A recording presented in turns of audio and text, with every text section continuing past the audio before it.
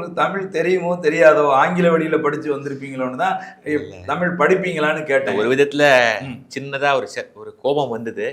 நீங்க என்ன பார்த்து அப்படி கேட்கலாமா அப்படின்னா, அவருடைய பரம்பரையில வந்து வரப்பாய் நீங்க தமிழ் படிப்பீங்களா நீங்க கேட்குறீங்களேன்னு நினைச்சேன். சரி, நான் வந்து இதுதான் என்னுடைய மூச்சு பேச்சு எல்லாமே தமிழ் தானே. சரி. அதனால வந்து நல்லாவே படிப்பேன், கவிதை எழுதுவேன், பாடல்லாம் எழுதுவேன், இலக்கியமும் படிப்பேன். அதனால அந்த சந்தேகம் உங்களுக்கு வேண்டாம். தமிழ் நான் கற்பிக்கிறவனும் கூட. சரி, பாரதியாரை வந்து தெரிஞ்சுக்கிறாங்க இளைய தலைமுறை பிள்ளைகள் சீமானின் பேச்சு மூலமாங்கிறத விட தமிழ் குறித்த உணர்வும் அவங்களுக்கு ஏற்படுதுங்கிறது எனக்கு மகிழ்ச்சின்னு சொன்னது எனக்கு ரொம்ப மகிழ்ச்சியா இருக்கு. உங்களை நினைச்சு நான் ரொம்ப பெருமைப்படுறேன். நிச்சயமா. அதே நேரத்தில் சீமான் அவர்கள் பாரதியாரை கொண்டாடுறதுனாலேயே இந்த திராவிட சிந்தனையாளர்கள் பாரதியாரை எதிர்க்கிறாங்க. அதாவது பாரதியார் ஒரு நூற்றாண்டு காலமா இவ்வளவு எதிர்ப்பு அவர் சந்திச்சதில்லை.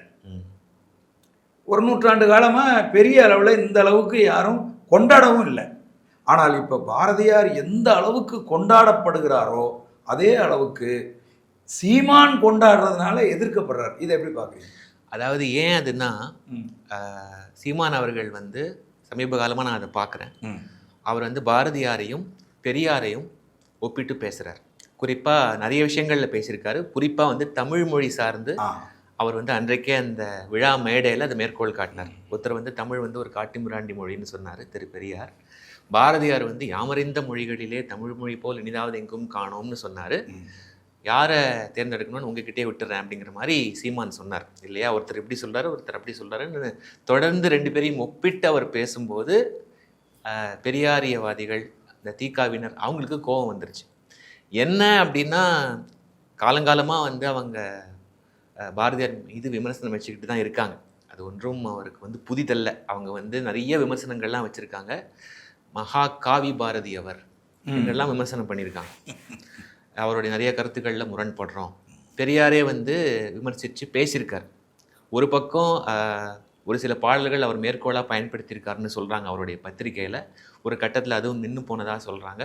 இன்னொரு சமயம் அவர் வந்து பாரதியாரை கிண்டல் பண்ணி பேசின காணொளிகளும் நமக்கு இணையத்தில் கிடைக்குது. மதம் சார்ந்து, ஜாதி சார்ந்து, இந்துத்துவம் சார்ந்து அவரை வந்து அவங்க விமர்சனம் பண்ணிட்டு வந்துட்டு இருக்காங்க இவ்வளவு காலமாக. இப்போ சீமான் அவர்களுடைய பேச்சுக்கு பிறகு எனக்கு ரொம்ப வருத்தமாக இருந்தது.